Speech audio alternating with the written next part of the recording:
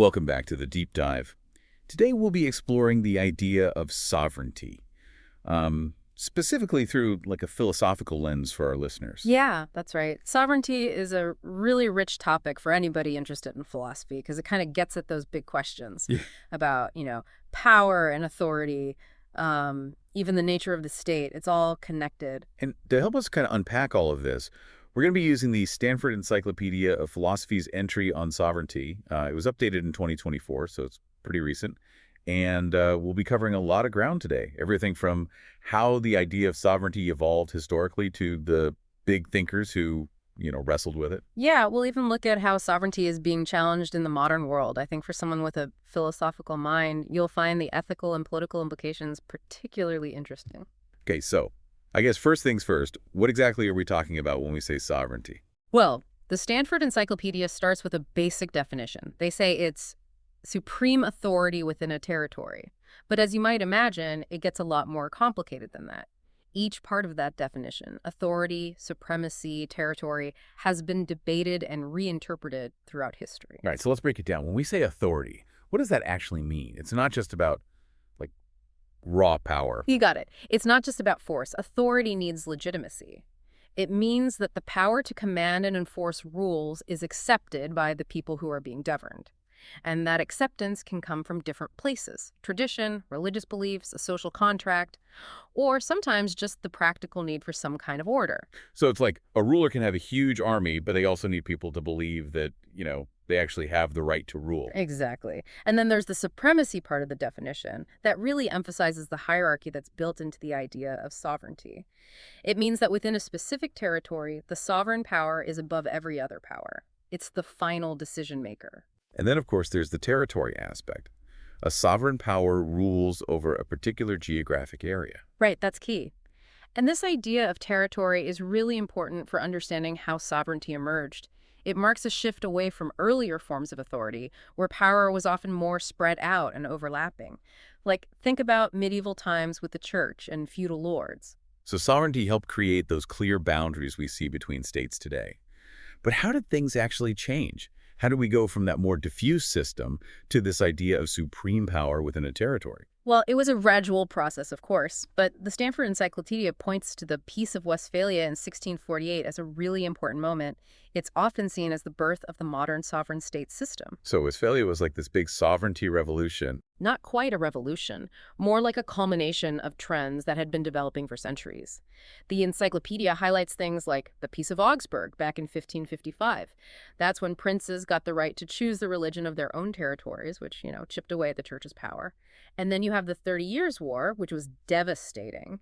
It weakened both the Holy Roman Empire and the church's influence.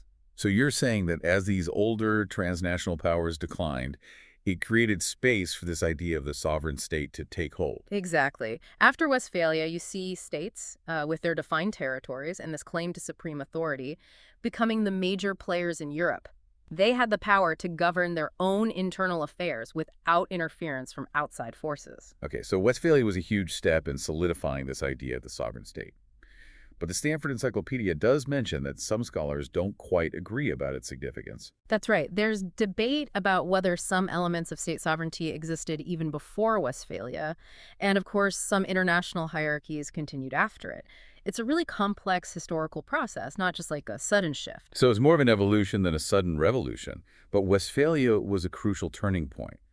Now, I think our philosophically minded listener is probably wondering about the thinkers who grappled with this idea of sovereignty. Where do we even start? Well, even before the word sovereignty was widely used, you have thinkers like Machiavelli and Martin Luther. They were already thinking about the implications of having a supreme power within a territory. Machiavelli always seems to get people talking. What did he have to say about this? Yeah, Machiavelli was writing in the early 16th century, and he didn't actually use the term sovereignty, but his ideas about raison d'etat, that's the idea that the state's well-being is the ultimate goal, even above traditional morality, that really laid some of the groundwork for later justifications of sovereign power. So he's basically saying the state's survival trumps everything else. You could put it that way. Machiavelli thought that a ruler had to be pragmatic, even ruthless, to maintain order and security. This focus on the state's interests, above all else, was definitely a step toward our modern concept of sovereignty. So we've got Machiavelli, very much about realpolitik, about power. What about Martin Luther? He's most famous for the Reformation, but how does that connect to sovereignty? Yeah, Luther's impact wasn't just about religion. He argued that spiritual and temporal authority should be separate, basically taking power from the Catholic Church and giving it to secular rulers. So he was giving a kind of theological thumbs up to the idea of sovereign states. In a way, yes. By challenging the church's dominance, he removed a big obstacle to the development of sovereign states. Princes were much freer to rule without interference from the Pope. It's amazing how these seemingly unrelated events all feed into political thought, right? So we've got Machiavelli talking about the state's interest, Luther kind of sidelining the church. Where do we go from there? That's when you start to see thinkers like Jean Baudin and Thomas Hobbes coming into the picture. They really formalized the concept of sovereignty, giving it a more precise definition, a real philosophical framework. Okay, so they're bringing the term sovereignty into the spotlight. What were their main arguments? Well, Baudin was writing in the late 16th century during a time of a lot of religious conflict in France, and he saw sovereignty as like the key to stability and order. He defined it as a supreme power within a territory. But it's important to note that for Baudin, this power was still bound by natural and divine law, even though it wasn't limited by any human laws within that territory. So even the sovereign has limits, but they come from a much higher authority. Exactly. And then you have Hobbes, writing in the mid-17th century during the English Civil War.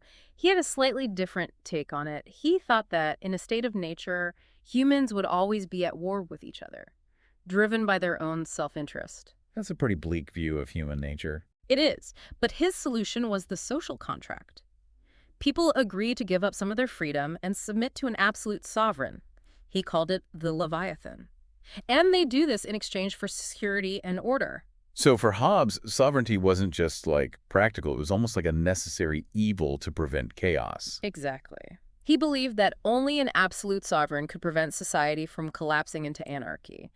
So you see how Machiavelli, Luther, Baudin, and Hobbes, they all contributed in their own ways to the development of this idea of sovereignty. It's really amazing to see how these ideas that emerged from such turbulent times have had such a lasting impact. I mean, they're still shaping how we understand power and authority today. And keep in mind, we've just scratched the surface here. The story of sovereignty definitely doesn't end there. Just like historical events and philosophical debates shaped its rise, there are new challenges and critiques that are causing it to evolve. This is getting really interesting. I'm ready to hear more about how sovereignty is being challenged. Let's take a quick break, and when we come back, we'll explore how sovereignty is being reinterpreted in the modern world. Okay, so we've covered a lot of ground already. You know, this idea of sovereignty, this supreme authority within a territory, it has really deep philosophical roots. But it sounds like the story doesn't end there, right? How has this concept kind of evolved, especially with all the challenges in the modern world? Yeah, you're right. Sovereignty has been on quite a journey. And the 20th century, especially after World War II, things really started to shift. People started to re-examine these traditional ideas of absolute sovereignty. Yeah, I can imagine how, I mean, the atrocities of the war would make people question the idea that states can have unlimited power. Right, Bear? What were some of the big developments that challenged this idea of sovereignty? Well, one of the most significant shifts, and the Stanford Encyclopedia really emphasizes this, is the emergence of human rights. This idea that every single person has inherent rights, no matter their nationality or what their government is doing. It's a really important shift in thinking. So it's like even if a state claims absolute sovereignty, there are still limits on what they can do to their own people, right? Like there's this higher moral authority. Exactly. The idea is that human rights transcend national borders. It challenges that notion that a state has total power over its citizens. That's a pretty powerful concept. But how did human rights actually start to challenge state sovereignty in like a real practical way? Well, the Universal Declaration of Human Rights in 1948 was a big turning point. It wasn't legally binding, but it did set a global standard. It was like a blueprint for a whole bunch of human rights treaties and conventions that followed. It sounds like it was a big wake-up call for the world. You could say that. And it led to some more concrete legal mechanisms, like you have the European Convention on Human Rights in 1950, which actually does have enforcement mechanisms, and the Genocide Convention in 1948, which of course was a direct response to the horrors of the Holocaust. So states were increasingly being held accountable for how they treated their own people, even if that meant, limiting their own sovereignty. You got it. This idea that sovereignty comes with responsibilities, not just powers, That really started to take hold. The Stanford Encyclopedia even mentions something called the responsibility to protect, or R2P. This emerged in 2001, and it basically says that if a state fails to protect its own citizens from harm, the international community has a responsibility to step in. Wow, that's a huge shift from the idea of non-intervention that came out of Westphalia. It really is, and I think it shows how dynamic sovereignty is as a concept. It changes with circumstances and, with our evolving sense of morality. Okay, so we've got human rights limiting state power from within. But what about other challenges, especially in this globalized world? Well, globalization itself is a huge force reshaping the whole idea of sovereignty. The world's so interconnected now with trade, communication technologies, even things like climate change. It's getting harder and harder for states to act like totally independent entities. Like those global problems are too big for any one state to handle on its own. Exactly.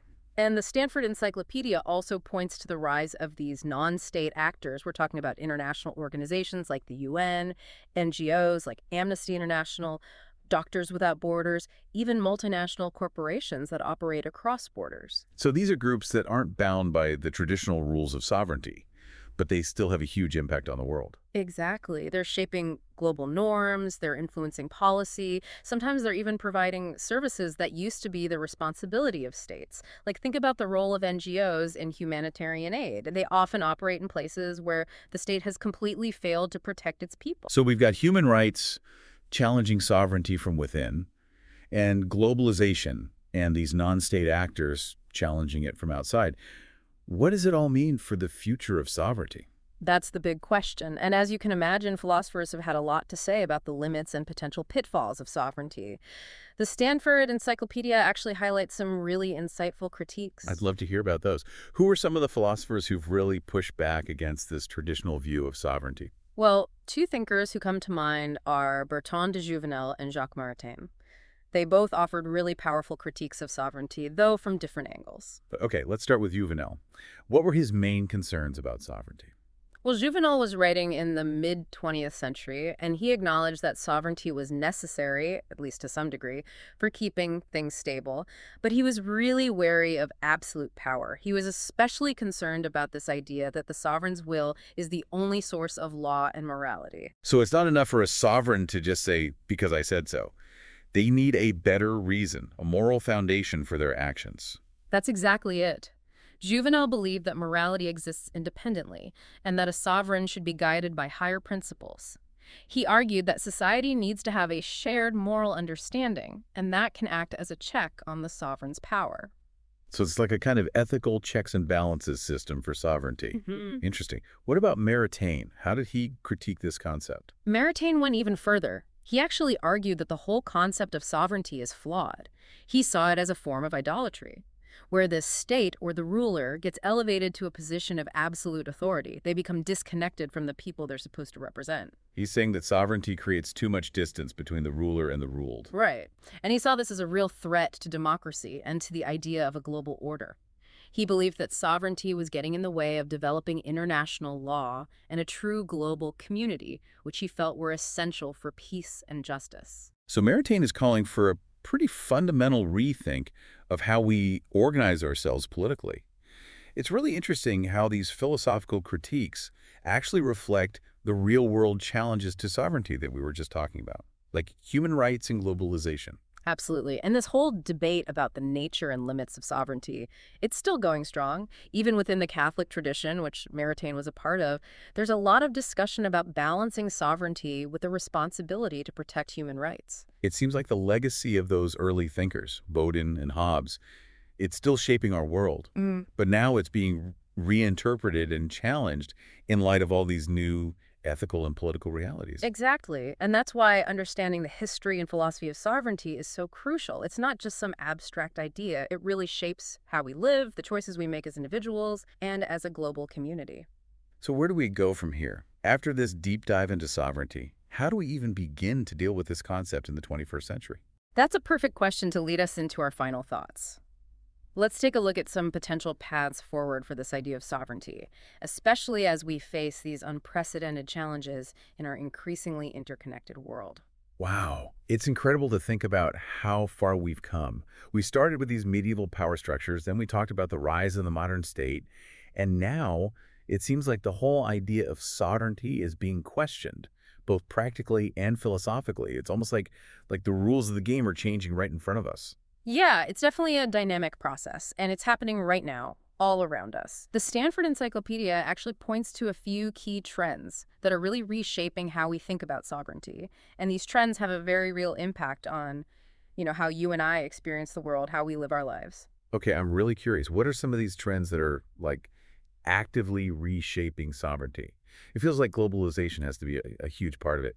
I mean, everything's so interconnected now, right? Absolutely, you're right on the money there. Globalization is making it harder and harder to say what's domestic and what's international. It's like the lines are getting blurred. Think about it. Economic interdependence, the fact that we're all connected through these global communication networks, even something like climate change. These are all issues that just can't be solved by one country acting alone. Right. It's like those problems are too big to fit neatly inside the borders of any single state. Exactly. And that's driving this need for new ways of cooperating, for new kinds of global governance. Like, take the Paris Agreement on climate change. That requires states to work together to reduce emissions, even if it means that some countries might have to limit their own economic growth in the short term. So even those powerful countries are having to, I guess, give up a little bit of their sovereignty to address these global challenges. Yeah, I think that's a good way to put it. And the Stanford Encyclopedia mentions another trend that's kind of tied to globalization, the rise of all these non-state actors. We're talking about things like international organizations like the UN, NGOs like Amnesty International or Doctors Without Borders, even those big multinational corporations that operate in so many different countries. Right. These are all groups that don't really play by the traditional rules of sovereignty, but they still have a lot of power and influence. Absolutely. They're shaping global norms, they're impacting policy decisions, even providing services that, in the past were always handled by states. Like, think about the work that NGOs do in humanitarian relief efforts. A lot of times they're stepping in where states have failed to protect their own citizens. It's a fascinating picture, but definitely a complicated one. So where do you see all of this going? What do you think the future holds for this idea of sovereignty in such a fast-changing, interconnected world? That's the million-dollar question, isn't it? I mean, the Stanford Encyclopedia doesn't pretend to have all the answers, but they do outline some possible scenarios. Some scholars think we're moving toward what they call fragmented sovereignty, where states still control some areas, but they're giving up authority to, like, regional or global institutions in other areas. So it's almost like a patchwork of sovereignty, right? Where different actors are responsible for different things. Yeah, that's a good analogy. And then there are others who envision an even bigger shift, where the idea of the sovereign state itself just kind of fades away, and we see it replaced by some new forms of global governance. Of course, that's a really controversial idea, and nobody knows for sure if it'll ever actually happen. Well, it's both exciting and a little bit intimidating to think about all the possibilities, right?